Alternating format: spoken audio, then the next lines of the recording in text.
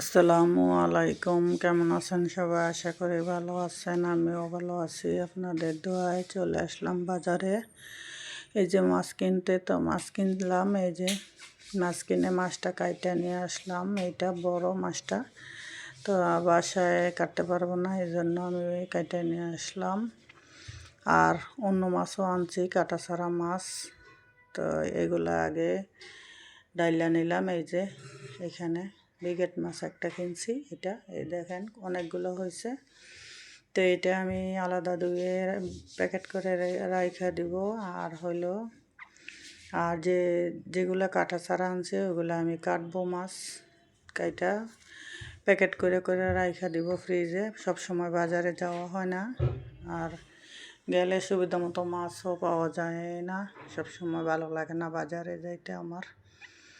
তো এই যে মাছ আনছি কাটা ছাড়া, এগুলা কাটা ছাড়াগুলো কাটবো, কাইটা রাখবো। আর ফ্রিজে আমার মানে পাঁচমিশালি মাছ আছে, ওই মাছ দিয়ে আজকে আমি আলু ঘাটি রান্না করব। তো এখানে বসাই দিলাম রান্না, ভাত বসাই দিছি। আর এই যে এখানে মাছ নিয়ে নিলাম, এই যে পাঁচমিশালি মাছ। এগুলো দুই তিনটা রাখবো মেয়ের জন্য ভাজা। পুঁটি মাছও আছে, সরপুঁটি মাছ ছোট, তো এই ভাজা রাখবো মেয়ের জন্য ভাজা। আর বাকিগুলা দিয়ে আমি আলু ঘাটি রান্না করব। আলু সিদ্ধ করে আমি সাইনা রাখছি, এখন মাছগুলা ভাজিয়ে নিতেছি আগে। তো মাছ ভাজিয়া তারপরে আমি আলু ঘাটি রান্না করব। আলু ঘাটি খাইতে আমার কাছে খুবই ভালো লাগে, কিন্তু এটা আমাদের দেশে রান্না হয় না। তা আমি রান্না করি ঢাকা শহর আইসা, আমি দেখছি, খাইছি, আমার কাছে ভালো লাগে, তাই আমি রান্না করি আজকে। ওইটাই রান্না করব। এই যে মাছগুলো আমি ভাজিয়ে নিছি। আর আমার কাছে এরকম মাছ হলে না ভাজিয়ে তরকারি রান্না করলে ভালো লাগে না। তো এখানে আমার মাছ ভাজা শেষ। তো এখন আমি আলু ঘাটি বসাই দিতেছি। আলু তো আগেই সিদ্ধ করা, বেশি টাইম লাগবে না রান্না করতে। তো এইখানে আলু আর টমেটো কাটতে রাখছি আলুর সাথে। আর এখানে আমার মশলা দিতেছি আদা রসুন বাটা। আর পেঁয়াজটা আমার বাদামি কালার হয়েছে। এখন আদা রসুনটা একটু কষে মানে ভাজিয়ে নিব, যাতে কাঁচা গন্ধ না থাকে, এই জন্য। তো তারপরে দিব আমি মশলা। তো এইখানে আমি আদা রসুনটা ভাজিয়ে নিছি, এখন দিয়ে দিতেছি লবণ। আস্তে আস্তে সব মশলা দিয়ে দিব, কষায় নিব। একটু জল দিয়ে দিতেছি, পানি। এই যে এখন দিয়ে দেব হলুদ গুঁড়া, মরিচের গুঁড়া দিব, আর দেব ধনিয়ার গুঁড়া, আর কাঁচামরিচও কাইটা দিব আমি কিছু।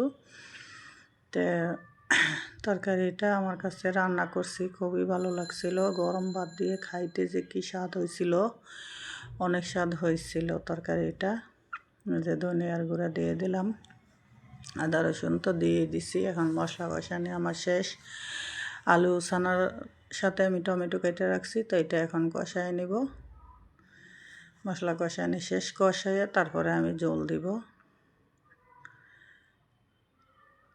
এই যে দিয়ে দিলাম আমি আলু আর টমেটো, টক টমেটো দিয়ে এখন কষায় নিতেছি। আর মনে করেন আলুর ঘাটি আমাদের এলাকায় আমি দেখি নাই, কিন্তু এখন আমি আল্লাহ রহমতে যদি বেঁচে থাকি, দেশে গেলে সবাইকেই খাওয়াবো, দেখাবো কেমন লাগে। যে জিনিস না খায় তার কাছে মনে হয় যে কেমন হবে কি না। তা এই জিনিসটা আমার কাছে খুবই ভালো লাগে। আর রাজশাহীর বিখ্যাত আলু ঘাটি অনেক দেশেই রান্না করে। এই যে আমি মাছ দিয়ে দিলাম, আর একটু ঝোল ঝোল রাখবো, কারণ আলুতে টাইনা নেয় এটা। তো এখানে আমি এই যে মাছগুলিও দিয়ে দিলাম, আর দিয়ে দিয়েছি ধনিয়া পাতা। তরকারি আমার হয়ে গেছে, তো এখন নামাই নিব, নিয়ে আমি ভাত খাবো। তো সবাই ভালো থাকবেন। ভিডিওটি যদি ভালো লাগে সবাই আমার পাশে থাকবেন, আমার জন্য দোয়া করবেন। ভিডিওতে কেমন জানি গোলা গোলা দেখা যাচ্ছে। এই যে আমি ঘরে নিয়ে আসলাম, এখন আমি ভাত খাবো। তো সবাই ভালো থাকবেন, আল্লাহ হাফেজ।